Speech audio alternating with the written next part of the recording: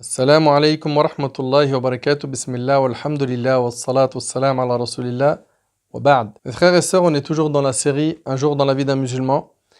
Et aujourd'hui, on entame, bi'idhnillahi azza wa jal, les invocations à dire après la prière. Une fois que tu as prié, la prière de Subh, tu vas dire les adhkar, les formules de rappel.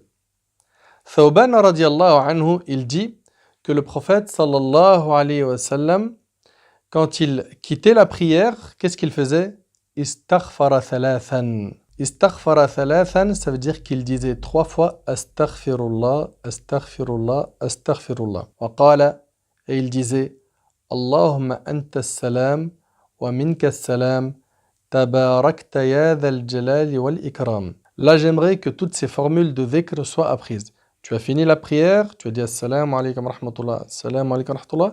La première chose, Astaghfirullah, Astaghfirullah, Astaghfirullah. Allahumma anta salam wa minka salam, tabarakta ya dhal jalali wal ikram. Ce qui signifie Ô Seigneur, tu es la paix et la paix vient de toi, béni sois-tu, ô digne de glorification et de magnificence. Et dans le hadith de Al-Mughira ibn Shu'ba, radiallahu anhu, il rapporte que le prophète sallallahu alayhi wa sallam, quand il avait terminé la prière, il disait لا إله إلا الله وحده لا شريك له له الملك وله الحمد وهو على كل شيء قدير اللهم لا مانع لما أعطيت ولا معطي لما منعت ولا ينفع ذا الجد منك الجد.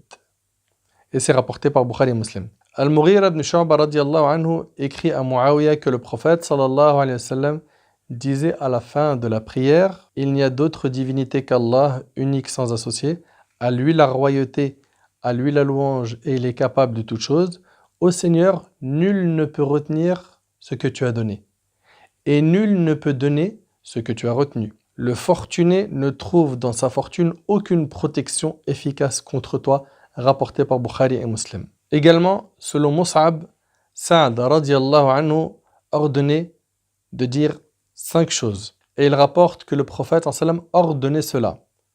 Alors, ces 5 phrases sont Allahumma inni a'udhu bika min al-bukhli wa a'udhu bika min al-jubni wa a'udhu bika an aradda ila ardhali al-umri wa a'udhu bika min fitnati ad-dunya wa a'udhu bika min 'adhab al-qabr. Traduction, ô Seigneur, je cherche protection auprès de toi contre l'avarice. Je cherche protection auprès de toi contre la lâcheté. Je cherche protection auprès de toi de retomber à l'âge le plus vil. Je cherche protection auprès de toi contre la tentation de ce bas monde. Il est dit que c'est celle de Al-Masih ad-Dajjal.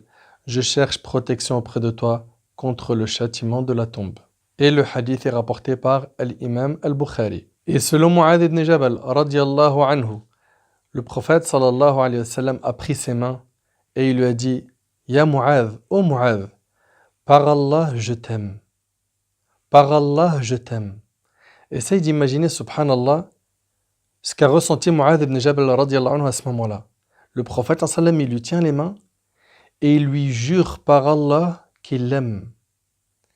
Et regardez, subhanallah, le prophète sallallahu alayhi wa sallam, ce qu'il va lui dire. Et regardez ce que le prophète sallallahu alayhi wa sallam va lui dire. Il va lui dire, je te recommande de ne pas délaisser ces paroles après chaque prière.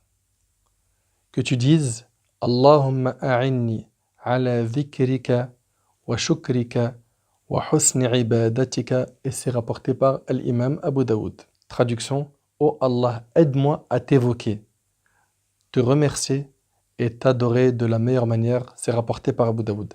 Subhanallah, on voit ici l'art de la da'wah du prophète sallallahu alayhi wa sallam. Tu veux faire parvenir un message à quelqu'un, fais-le parvenir avec de l'amour.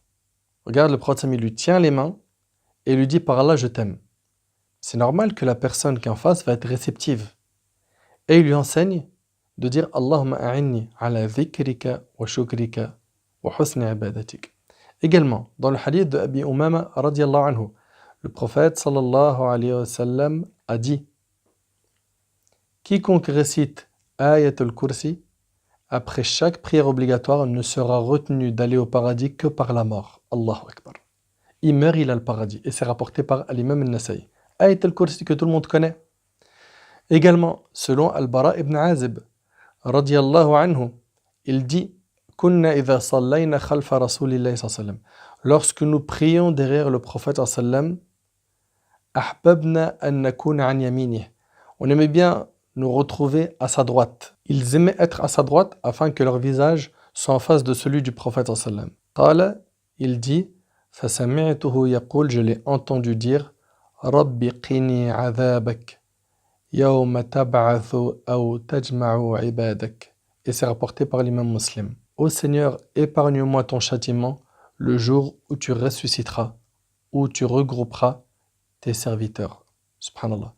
Ô Seigneur, épargne-moi ton châtiment le jour où tu ressusciteras, où tu regrouperas tes serviteurs. Ali ibn Abi Talib radiallahu anhu nous rapporte que lorsque le prophète sallam avait terminé sa prière, il disait Allahumma ghfir li ma qaddamt wa ma akhart wa ma asrart wa ma a'lant wa ma asraft wa ma anta a'lamu bihi minni anta al-muqaddim wa anta al-mu'akhir la ilaha illa ant.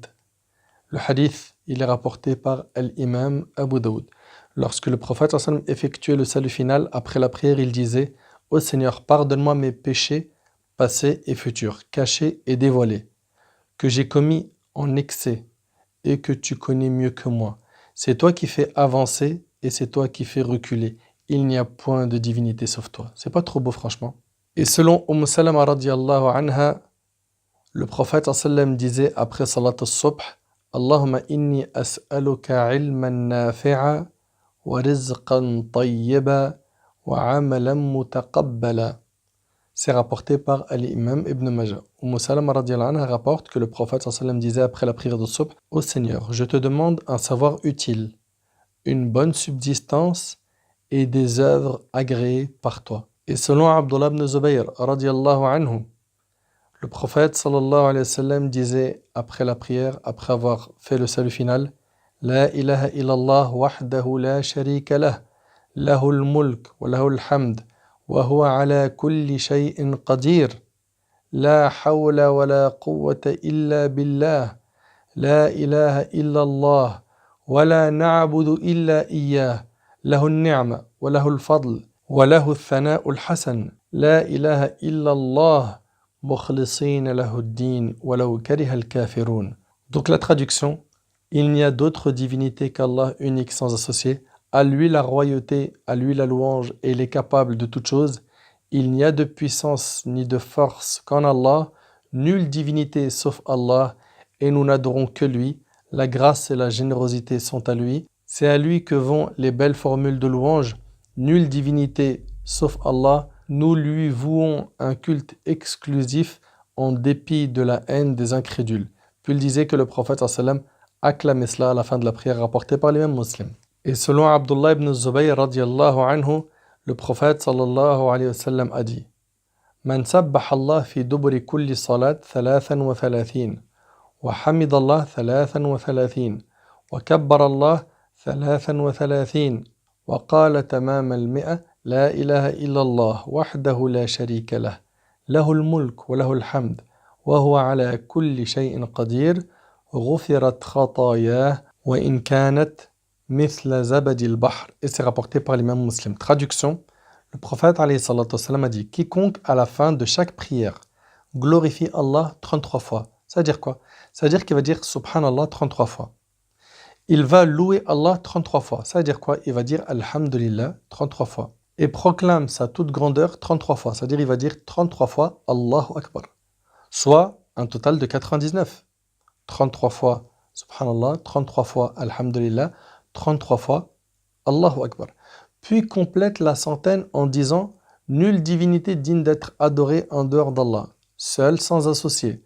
À lui la royauté, à lui la louange, et il est capable de toutes choses.